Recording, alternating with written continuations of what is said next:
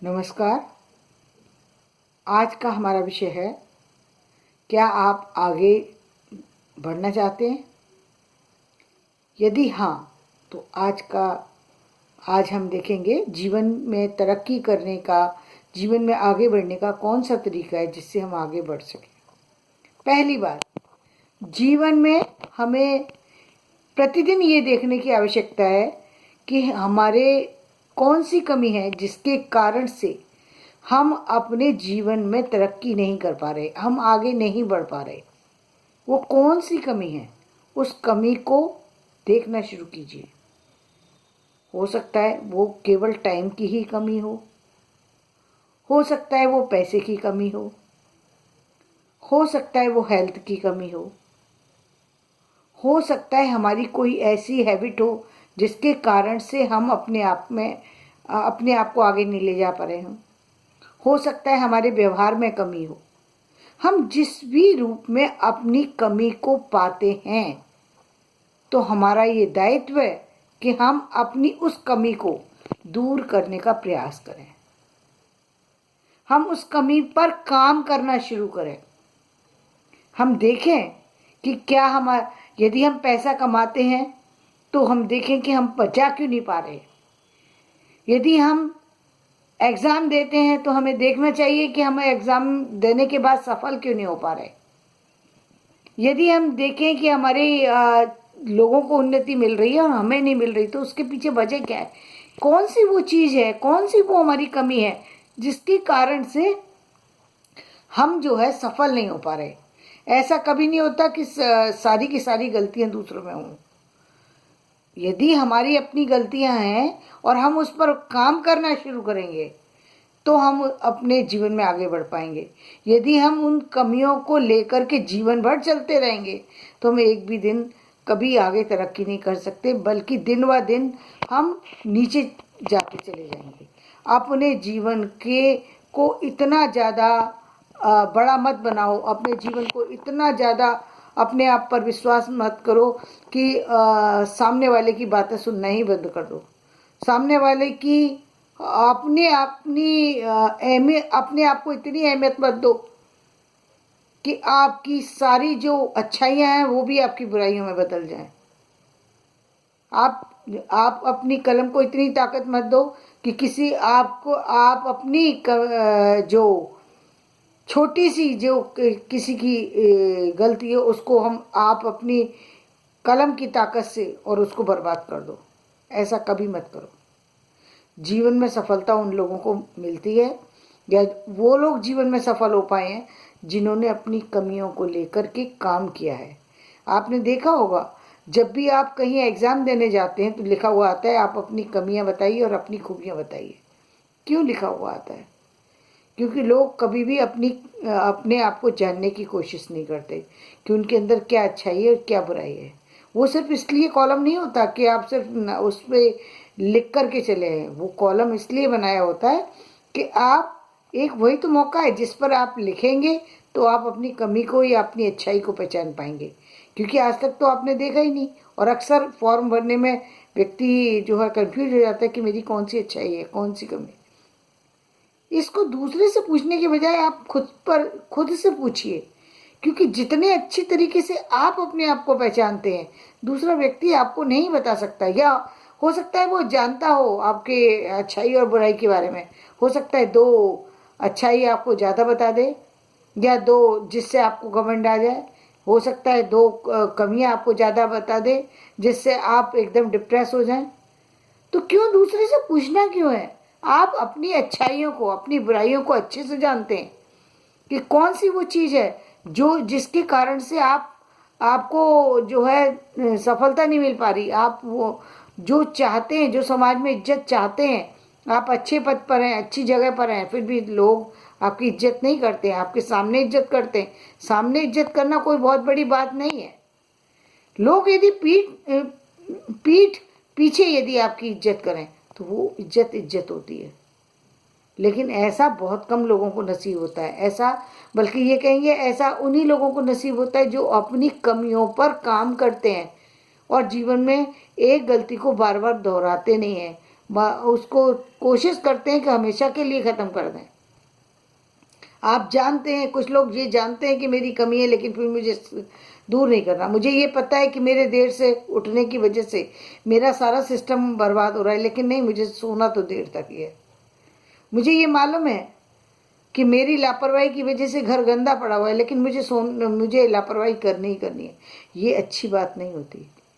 यदि आप जीवन में सफलता पाना चाहते हैं तो अपने आप को ऑर्गेनाइज कीजिए, अपने आप को सिस्टम में लाइए, अपने जीवन को बदलिए, अपनी दिनचर्या को बदलिए, उन चीज़ों को ट्रैक कीजिए जो चीज़ें आपको कमज़ोर बना रही हैं। अपनी वैल्यू को समझिए, अपनी वैल्यू को समझिए, अपनी इम्पोर्टेंस को समझिए और अपनी इम्पोर्टेंस पर के लिए काम कीजिए। यदि आप चाहते हैं कि समाज में आपको इज्जत हो तो उसके लिए काम करना ही पड़ेगा। कैसे करेंगे ये आप ही को सोचना है। आपको लगता है आप बहुत घमंडी हैं तो आपको उस घमंड को कम करना पड़ेगा। ये जरूरी नहीं है कि सामने वाला कहे तभी आप करें, नुकसान उठाने के बाद ही करें। नुकसान उठाने के, यदि एक व्यक्ति को कुछ चीज़ें पता नहीं है और अनजाने में वो गलती कर देता है तो भी उसको मैं ये कहूँगी कि उसको अपनी गलती के लिए क्षमा मांगना चाहिए। अनजाने में हुई लेकिन गलती तो थी ना। अनजाने में आप चल रहे थे और अनजाने में एक पत्थर से टकराए और आपके पैर में चोट लगी तो चोट तो लगी ना। उस चोट से दर्द तो हुआ ना, घाव तो हुआ ना, उससे आह तो निकली ना। यदि वो गलती थी, अनजाने में करी हुई गलती इतनी बड़ी हो सकती है जिसकी चोट से हम आहत होकर के जो है बहुत कभी कभी बहुत गंभीर समस्याओं में भी फंस जाते हैं।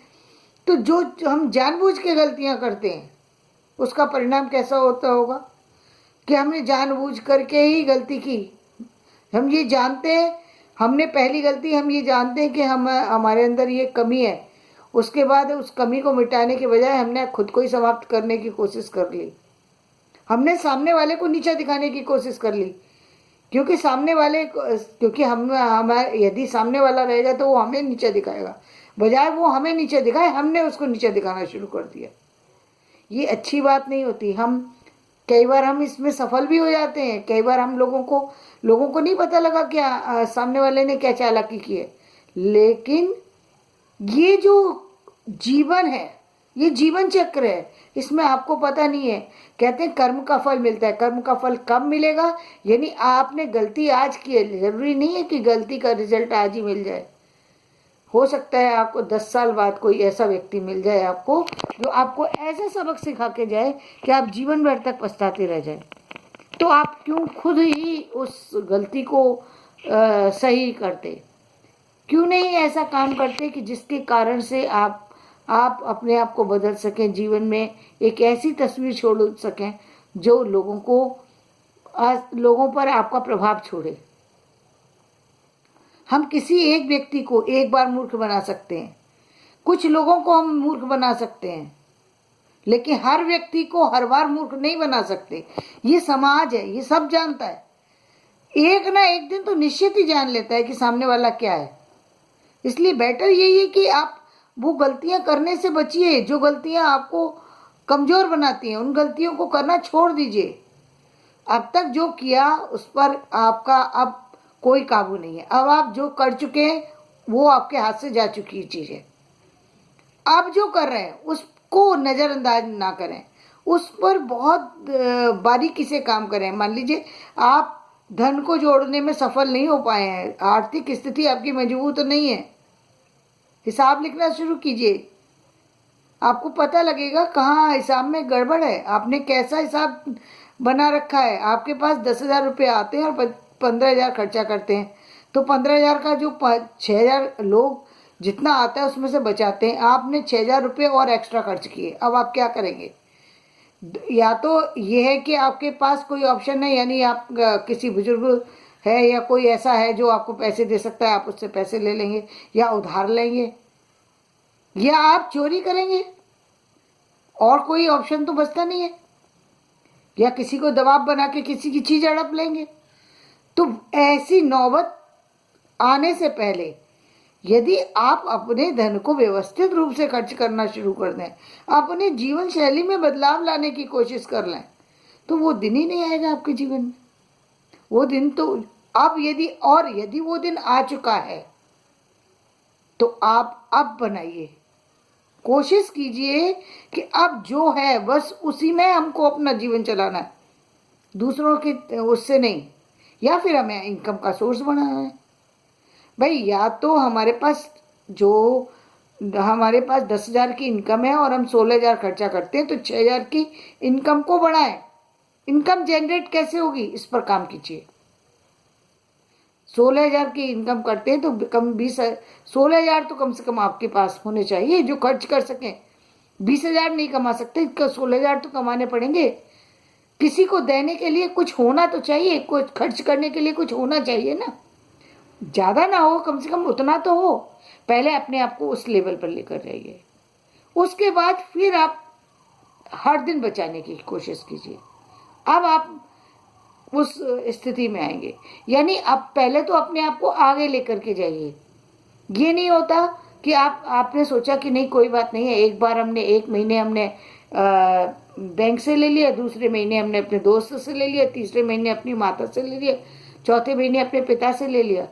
ये जो भी हम अपनी इस तरीके से जो भी अपनी ग्रोथ करते हैं, किसी भी रूप में हो वो ग्रोथ नहीं है, वो एक्चुअली हम अपने आप को कहीं ना कहीं नीचे ले जा रहे हैं। और हमको करना क्या चाहिए, हर दिन जहां हम खड़े हैं वहां से एक कदम ही चलिए, एक कदम। यदि आप 16,000 कमाते हैं, 16,000 में 100 रुपये बचा लीजिए। 100 रुपये बचाए ना, बहुत बड़ी बात है। जो व्यक्ति 1 रुपया नहीं बचाता था, उसने 100 रुपये बचाना शुरू कर दिया। यानी उसके पास यदि 100 रुपये बचे तो 1,200 रुपये तो उसके पास एक्स्ट्रा होंगे साल में।